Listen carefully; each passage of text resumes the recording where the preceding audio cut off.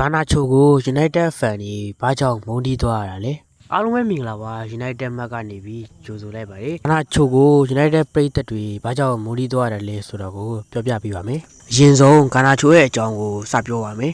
ကာနာချိုကအက်တလက်တီကိုမက်ထရစ်ကနေပြီးတော့ United Academy ကိုပြောင်းရွှေ့လာခဲ့တာပါOld Trafford Academy မှာလည်းတက်ရွယ်နေမလိုက်အောင်ခြေစွမ်းပြနေခဲ့တဲ့အတွက် United အသင်းကြီးမှာကစားဖို့အတွက်ရွေးချယ်ခံခဲ့ရပါတယ်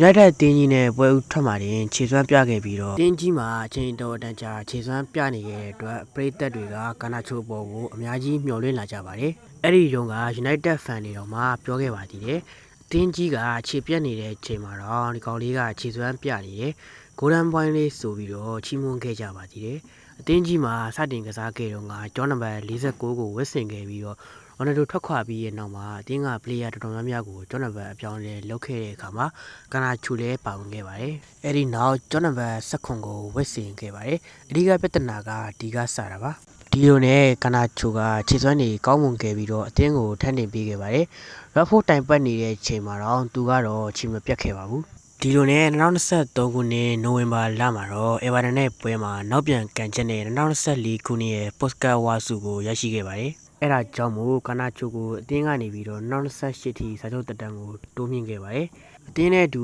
2028ခုနှစ်ထိစာချုပ်ချုပ်ဆိုခဲ့တဲ့ကာနာချိုကပွဲစဉ်တစ်ခုမှာသူ့ရဲ့ခြေစွမ်းတွေကပုံမှန်ခြေစွမ်းအောက်ကိုရောက်နေခဲ့ပါတယ်။အဲ့ဒီနောက်ပိုင်းပွဲစဉ်တွေမှာလည်းတောက်လျှောက်ခြေစွမ်းတွေကျဆင်းလာခဲ့ပါတယ်။ဒီနေ့မှာတော့ United ပရိသတ်တူက Twitter မှာရီယာစီကာနာချိုရဲ့အလွဲများဆိုပြီးတော့ပို့တစ်ခုတင်ခဲ့ပါတယ်။ဒီပို့ကကြည့်ရှုသူမီလီယံနဲ့ချီခဲ့ပြီးတော့အဲ့ဒီကြည့်ရှုသူတွေထဲမှာကာနာချိုလည်းပါဝင်ခဲ့ပါတယ်။ဒါပေမဲ့ကာနာချိုကတော့အဲ့ဒီလောက်ရက်ကိုလစ်လူမရှုနိုင်ဘဲနဲ့ကိုမတ်မှာဆဲဆိုတဲ့စာတစ်ကြောင်းကိုရေးခဲ့ပါတယ်။ဒီလောက်ရက်ကဆိုရှယ်မီဒီယာမှာရောပြင်ပလောကမှာပါပြန့်နှံ့လာခဲ့ပြီးတော့အတင်းရဲ့ကနဝင်ကြီးတွေပြစ်တင်ပြောဆိုမှုတွေကိုဇက်တိုက်ခံစားလာရပါတယ်။ဒီလိုနဲ့2024နိုဝင်ဘာ10ရက်နေ့မှာကန်ခဲ့တဲ့ Manchester United နဲ့ Leicester ပွဲစဉ်မှာကာနာချိုတယောက်ကိုသွင်းပြီးအောင်ပွဲမခံဘဲနဲ့သူဒီမှာရှိနေတာစိတ်ပြတ်နေပြီဆိုတဲ့ပုံစံမျိုးနဲ့တင်းမော်ရင်နဲ့အောင်ပွဲမခံဘဲနဲ့ပုံမှန်သာနေခဲ့ပါတယ်။အဲ့မှာပဲကာနာချိုကအတင်းရဲ့ကနဝင်ရဲ့ပြောဆိုမှုကိုလည်းငြိမ်မခံပဲတင်းစာရှင်းလင်းပွဲချို့ပါပြောဆိုမတက်ခဲ့ဘဲနဲ့ပြဿနာတွေကပူပြီးကြီးထွားလာခဲ့ပါတယ်။အဲ့ဒီနောက်အတင်းရဲ့နီးပြနဲ့ပါပြဿနာကစလာခဲ့ပြီးတော့ထွေနေမလာတို့သူ့ကိုလူစားလဲရင်လည်းစိတ်ဆိုးတာတို့အဲ့လိုမျိုးလုပ်ရက်တွေက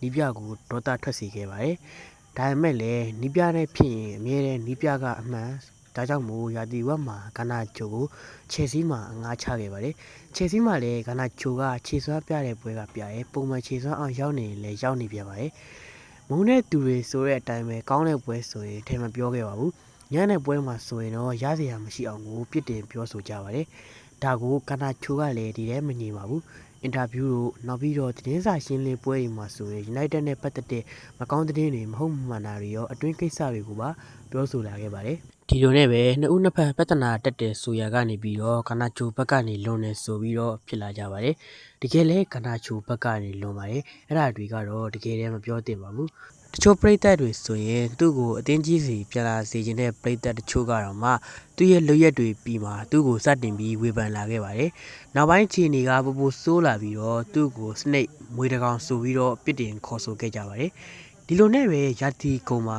ချယ်ဆီကိုတက်တာဆုံးဇီနိုနဲ့ United အသင်းဘက်ကရောင်းချခဲ့တာပါ။ပြန်မလာတော့နဲ့ဆိုတဲ့သဘောနဲ့ပါ။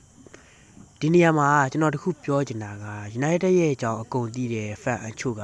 ကာနာချိုကိုပြန်မလို့ကျင်တော့တယ်လို့တချို့ဆိုမုန်းနေပါပြီ။ United ပွဲဆိုရင်ဖုန်းမတ်ကနေ9လောက်ပဲကြည်တယ်တချို့ fan တွေကဒါဂိုးသွင်းတိုင်းကောင်းတယ်တင်ပြီးပြန်လို့ကျင်တယ်ဘာညာပြောနေကြတာပါ။တကယ်တမ်းဆိုကာနာချိုကခြေစွမ်းမရကောင်းတဲ့အထင်မှာပါပါတယ်။ဒါပေမဲ့သူရဲ့လွတ်ရက်တွေကြောင့်ဒါအတင်းကပြန်မလို့ကျင်ခဲ့တာပါကာနာချိုရဲ့အကြောင်းကတော့ဒီလောက်ပါပဲတချို့အားပေးခဲ့ကြတဲ့တောက်ချင်းနေတွေကိုကျေးဇူးတင်ပါတယ်ခုလိုမျိုးဘောလုံးနဲ့ပတ်သက်တဲ့အကြောင်းအရာတွေကိုနားထောင်ကျင်နေဆိုရင်တော့ United မတ်ကို follow လုပ်ပေးဖို့အတွက်တောင်းဆိုလိုက်ပါတယ်